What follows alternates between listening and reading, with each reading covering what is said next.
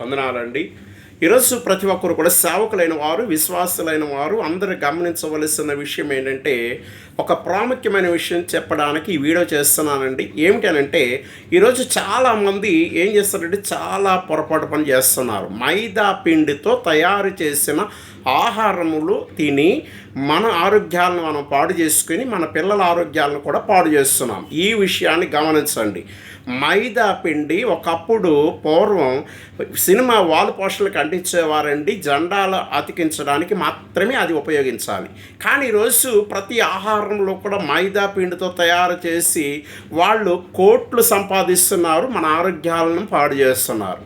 అలాగే మనం ఏం చేస్తున్నాం, మనం తిని మన పిల్లలకి ఇస్తున్నాం, మన పిల్లల ఆరోగ్యాలు కూడా పాడు చేస్తున్నాం. మైదా పిండి ఎంత డేంజరో ప్రతి ఒక్కరు కూడా తెలుసుకోనండి.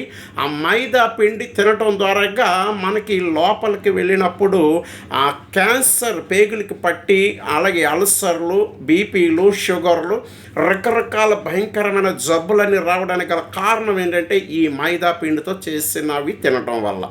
ఏమిటనంటే అవి బ్రెడ్లు, రస్కులు, అలాగే బిస్కెట్లు, మరి పరాటాలు, పిజ్జాలు, అలాగే సమోసాలు, అలాగే మైసూర్ బజ్జీలు, సల్ల పనుకులు, ఇలా ఇంకా ఏమైతే ఉన్నాయో మీరు వెళ్ళి బేకరీ వాళ్ళని అడగండి. ప్రతిదీ కూడా 100% మైదాతో తయారు చేసినవే ఇవన్నీ కూడా మనము తినటం ద్వారా, మన పిల్లలకు పెట్టడం ద్వారా చాలా మన జీవితాలు మనం నాశనం చేసుకొని మన ఆయుష్కాలం తగ్గించుకొని ఈరోజు చాలామంది సగం కాలము కూడా సరిగ్గా ఆరోగ్యంగా లేకుండా ముగిస్తున్నారు.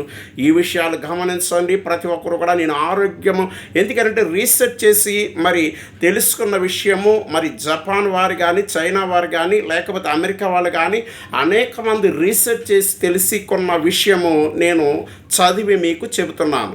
ఈరోజు చాలామంది ఏం చేస్తున్నారంటే ఇవే పంచుతున్నారు. కనుక అలాంటివి కూడా సంఘాలలో పంచకండి, అవాయిడ్ చేయండి. దేవుడు ఏం చెప్పాడో తెలుసా? ఆదికాండం 1వ అధ్యాయం 29వ వచనంలో ఈ చెట్టు పండ్లన్నీ తినండి భూమి మీద, కానీ మీరు అవే మీకు ఆహారం అవుతాయి అని చెప్పారు. కానీ చెట్టు పండ్లు అనగా అర్థం ఏంటంటే ఫ్రూట్స్.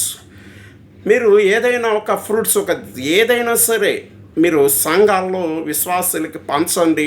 సేవకులైన వారు, విశ్వాసులైన వారు ఈ విషయాన్ని గమనించండి. ప్రతి ఒక్కరు కూడా ఈరోజు మనము అవి ఫ్రూట్స్ తినాలి, పిల్లలకి పెట్టాలి. అదే విధముగా ఈ యొక్క విషయమును గమనించాలి. చాలా జాగ్రత్తగా అవి మన సాల్ట్ వేసి వాటర్లో కడిగి శుభ్రంగా చేసుకొని తినాలి. ఈ విషయాన్ని గమనించండి. మరి ఈ విషయము చాలా ప్రాముఖ్యమైన విషయం. చాలా ఏదో ఆసామాసిగా తీసుకోకండి. ఎవరు కూడా అది తక్కువగా మీరు అంచనా వేయవద్దు. మైదా పిండి చాలా ప్రమాదకరమైనది. మన జీవితాలను మనం నాశనము చేసుకొని అవి మనము తినే ఆహారం ద్వారా మనమే చేతులారా పాడు చేసుకుంటున్నాం, పిల్లల ఆరోగ్యాలు పాడు చేస్తున్నాం.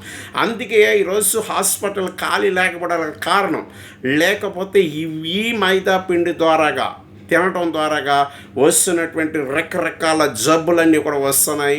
ఈ విషయాన్ని ఒకవేళ మీరు తెలుసుకోవాలంటే గూగుల్లోకి వెళ్ళి మైదా పిండి గురించి సెర్చ్ చేసి ఒకసారి తెలుసుకోండి. మరొకసారి మీరు ముట్టుకోరు ఎవరు కూడా. ఎంత ప్రమాదం అంటే అంత ప్రమాదం. మన జీవితాలు సర్వనాశనం అయిపోతాయి. అందుకే నా జనులు జ్ఞానము లేకయే నశించెదరు అని దేవుడు చెప్పిన మాటను బట్టి ఈరోజు జ్ఞానముతో మనం మెసులుకోవాలి. దేవుని పిల్లలు ఈరోజు సేవకులు చిన్న వయసులో చనిపోతున్నారు, విశ్వాసులు చిన్న వయసులో చనిపోతున్నారు, హార్ట్ అటాక్లు వస్తున్నాయి, రకరకాల జబ్బులు వస్తున్నాయి. కారణం ఏంటంటే మైదా పిండి ద్వారాగా చేసినవి తినడం ద్వారాగా. ఈ విషయాన్ని చెప్పింది నిజం. మీరు విన్నట్లయితే, మీరు తీసుకున్నట్లయితే నిజంగా మీరు ఆశీర్వదించబడతారు. మరి దేవుని యొక్క వాక్యమును బట్టి మీరందరూ కూడా తెలుసుకోవాలని నా మనవి. అందరికీ వందనాలు.